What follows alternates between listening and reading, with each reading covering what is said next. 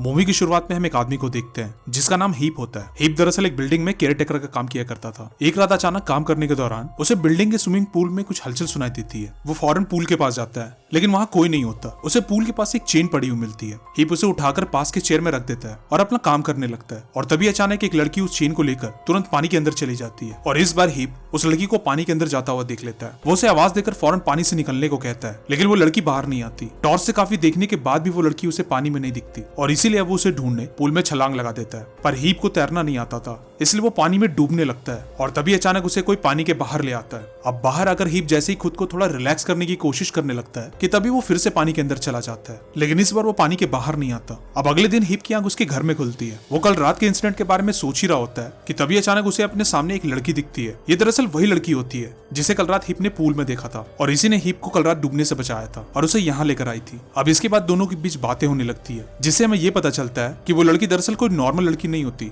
बल्कि वो तो एक मरमेड होती है, यानी कि वो पानी की दुनिया से आई थी। वो हीप से पूछती है कि क्या मुझे देखकर तुम्हें अजीब सा लग रहा है या तुम्हारी बॉडी में इचिंग सी हो रही है, जिस पर हीप उसे नाम में जवाब देता है। वो उसे कहता है कि नहीं, मुझे ऐसा कुछ भी फील नहीं हो रहा। अब वो ऐसा क्यों पूछ रही थी यह हमें मूवी के आगे पता चलेगा। अब इसके बाद वो हीप को अपना नाम बताती है। वो उसे कहती है कि मेरा नाम स्टोरी है और मैं एक मर्मेड हूँ और यहाँ किसी काम से आई हूँ। स्टोरी काफी थक चुकी होती है इसलिए वो वहाँ सो जाती है। तभी कुछ देर बाद हीप उसे लेकर वापस पानी में छोड़ने जाता है। वो जैसे ही घर से थोड़ा आगे बढ़ता है उसे कुछ अजीब सी आवाज सुनाई देने लगती है। स्टोरी उस आवाज को सुनकर जाग जाती है और तभी उन्हें अपने सामने एक जानवर की शैडो दिखाई देती है। अब जैसे ही वो जानवर उन पर हमला करने के लिए आगे बढ़ता है कि तभी वो दौड़कर घर के अंदर चले जाते हैं और दरवाजा लॉक कर लेते हैं। अब अगले दिन हीप एक ऑफिसर को उस जानवर के बारे में बताता है लेकिन काफी छानबीन करने के बाद भी वहाँ उन्हें कोई नहीं मिलता। अब नेक्स्ट सीन में हम हीप को उसके एक फ्रेंड के पास देखते हैं। उसकी ये फ्रेंड दरअसल पुरानी कहानियों की एक जानकार होती है। वो उसे मर्मेड के बारे में पूछता है लेकिन वो हीप से कहती है कि मुझे इस बारे में ज्यादा कुछ तो नहीं पता लेकिन मेरी मॉम को इस बारे में काफी कुछ पता है। और अब अगले ही पल हीप अपनी फ्रेंड के साथ उसकी मॉम के पास चला जाता है। वहां जाने पर उसकी मॉम उसे बताती है कि ये मर्मेड दरअसल इंसानों के लिए खतरा नहीं बल्कि ये तो इंसानों की हेल्प करने पानी से बाहर आती है और ऐसा सदियों से चला आ रहा है। वो उन्हें ये भी बताती है कि हमारी एंशिएंट बुक्स में इस तरह की मर्मेड का काफी जिक्र है। उनके यहाँ आने का मकसद एक ऐसा राइटर से मिलना होता है जो उनकी बातों को सही तरीके से किताब की शक्ल दे सके ताकि वो किताब फ्यूचर में इंसानों को सेव कर सके, उनकी हेल्प कर सके। और सबसे इंपॉर्टेंट बात तो ये होती है कि वो मर्मेड तब तक अपनी दुनिया में वापस नहीं जा सकती जब तक कि वो उस किताब को लिखवा ना दे। वो जब भी अपनी दुनिया में जाने की कोशिश करेगी उसे रोकने एक बड़ा ही खतरनाक जानवर आएगा। ये जानवर खुद को घास में छुपाने में बहुत माहिर होगा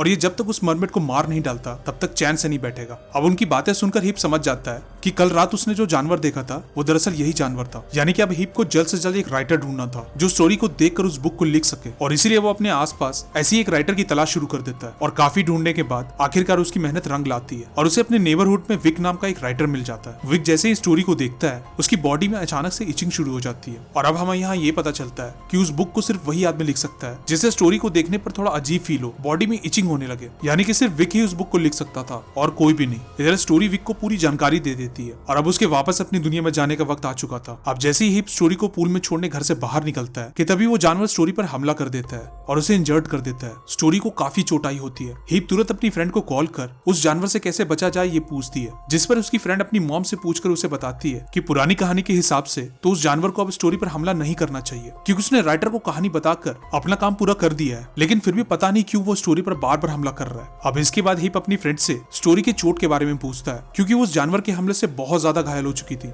जिस पर उसकी फ्रेंड उसे बताती है कि स्टोरी जहाँ से आई है उसी जगह पर उसे कोई चीज मिलेगी जो स्टोरी के घाव को पूरी तरह से भरकर उसे ठीक कर देगी। अब चूंकि स्टोरी पानी से आई थी और हीप को तैरना बिल्कुल भी नहीं आता था इसलिए वो पहले पानी में जाने से डरता है लेकिन फिर वो थोड़ी हिम्मत करके पूल में कूद जाता है और अंदर जाने पर उसे एक अजीब सा पत्थर मिलता है। वो उसे लेकर घर आ जाता है। तभी कुछ देर बाद वहाँ हीप की फ्रेंड आ जाती है। वो हीप से कहती है कि मुझे मेरी मॉम ने बताया कि वो जानवर बार बार स्टोरी पर हमला क्यों कर रहा है। उसके हमला करने का सिर्फ एक ही रीजन हो सकता है कि स्टोरी कोई नॉर्मल मर्मेड नहीं है बल्कि एक नॉर्थ मर्मेड है, यानी कि एक ऐसी मर्मेड जो इंसानी दुनिया में उनकी हेल्प करने के बाद जब अपनी दुनिया में वापस जाती है तो वहां जाकर वो क्वीन बन जाती है। और वो जानवर नहीं चाहता कि स्टोरी वहां की क्वीन बने और इसीलिए शायद वो रूल्स को ब्रेक कर स्टोरी पर बार बार हमला कर रहा है। वो उसे ये भी बताती है कि मॉम ने मुझसे कहा है कि अगर स्टोरी सच में नॉर्थ मर्मेड हुई तो जब भी वो जानवर उसे मारने वाला होगा तब उसकी हेल्प करने आसमान से एक पंछी आएगा और उसे उड़ाकर उसकी दुनिया में वापस ले जाएगा। इधर हीप उसकी सारी बातें ध्यान से सुन रहा था और अगले ही पल वो स्टोरी को वो पत्थर देते हुए पूरी बात बता देता है कि शायद वो एक नॉर्थ मर्मेड है और यहाँ से वापस जाने के बाद वो एक क्वीन बनने वाली है। अब अगले सीन में हम हीप को अपनी फ्रेंड और उसकी मॉम के के सामने देखते हैं, जहाँ वो उसे बताती है कि उस मरमेड को उस जानवर से बचाने के लिए तुम्हें कुछ लोगों की जरूरत पड़ेगी जो कोई नॉर्मल इंसान नहीं होंगे। पहला वो इंसान होगा जो उस जानवर की आंखों में देखकर उसे हिप्नोटाइज कर सकेगा और उसे आगे बढ़ने से रोकेगा। दूसरा वो इंसान होगा जो बुरी सिचुएशन को प्रेडिक्ट कर सकेगा। और तीसरा इंसान वो होगा जो स्टोरी के चोट लगने पर उसे अपने पावर से उसे हील करेगा, उसे ठीक करेगा। अब इसके बाद हीप एक आदमी से मिलता है जिसका नाम हैरी होता है। हैरी दरअसल एक बहुत ही एक्सपीरियंस आदमी होता है जो उन स्पेशल लोगों को ढूंढने में हीप की काफी मदद करता है और आखिरकार वो ऐसी पावर्स वाले लोगों को ढूंढ ही लेते हैं। लेकिन उस जानवर को हिप्नोटाइज करने वाला आदमी उन्हें नहीं मिलता, जिस पर हैरी उससे कहता है कि वो आखिरी आदमी दरअसल तुम ही हो, क्योंकि हर बार जब भी उस जानवर ने स्टोरी पर हमला किया तुमने ही उसे बचाया है। यानी कि हीप उस जानवर को हिप्नोटाइज कर सकता था और इसी चीज को टेस्ट करने के लिए वो रात में अपने घर के बाहर जाता है। इधर स्टोरी हीप को कुछ वर्ड्स कहने को कहती है ताकि वो जानवर घास के बाहर आ जाए, और अब जैसे ही हीप उन वर्ड्स को कहता है वो छुपा हुआ जानवर घास के बाहर आ जाता है। हीप उसे हिप्नोटाइज करने की काफी कोशिश करता है लेकिन इसका कोई फायदा नहीं होता। वो जानवर अब हीप को मारने उसकी तरफ बढ़ता है, लेकिन वो जैसे तैसे घर के अंदर आ जाता है और खुद को बचा लेता है। और अब उसे ये पता चल चुका था कि उस जानवर को हिप्नोटाइज करने वाला आदमी वो नहीं है बल्कि कोई और है। वो ये सोचकर काफी निराश हो जाता है कि आखिर स्टोरी को अब उस जानवर से कौन बचाएगा और वो उसे उसकी दुनिया में कैसे भेज पाएगा। हीप अब अगले दिन एक पार्टी रखता है और काफी लोगों को इनवाइट करता है। वो सोचता है कि शायद इतने सारे लोगों को देखकर वो जानवर बाहर ना आए,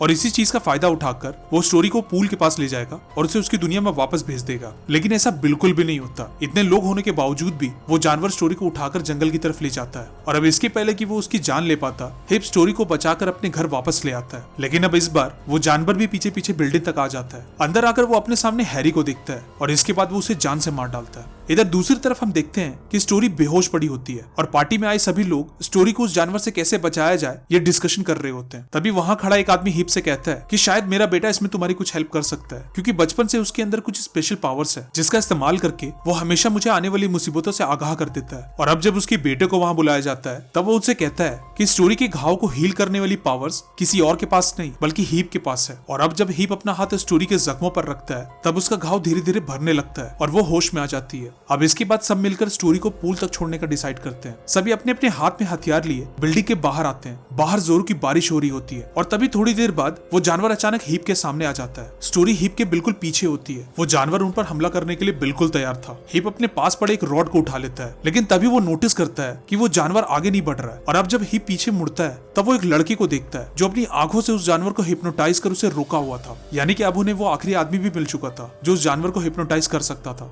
वो लड़का उस जानवर की आंखों में लगातार देखता रहता है ताकि वो स्टोरी पर हमला ना कर सके। लेकिन तभी उसे एक ईगल की आवाज सुनाई देती है और अब जैसे ही उसका ध्यान उस जानवर से हटता है वो जानवर स्टोरी पर अटैक कर देता है। लेकिन इसके पहले कि वो उसे मार पाता कि तभी अचानक वहां 3 बड़े बड़े क्रिएचर्स आ जाते हैं जो कि स्टोरी की दुनिया से उसकी हेल्प करने आए थे। वो तीनों क्रिएचर्स उस जानवर को पकड़ लेते हैं। इधर स्टोरी के घर जाने का वक्त भी आ चुका था। वो हीप को गले से लगाकर उसे आखिरी गुड बाय कहती है और अब अगले ही पल वो ईगल स्टोरी को लेकर आसमान में उड़ जाता है। नीचे सभी लोग स्टोरी को जाता हुआ देखकर काफी खुश होते हैं और इसी के साथ ये मूवी यहीं एंड हो जाती है। आपको ये मूवी कैसी लगी कमेंट करके जरूर बताएं।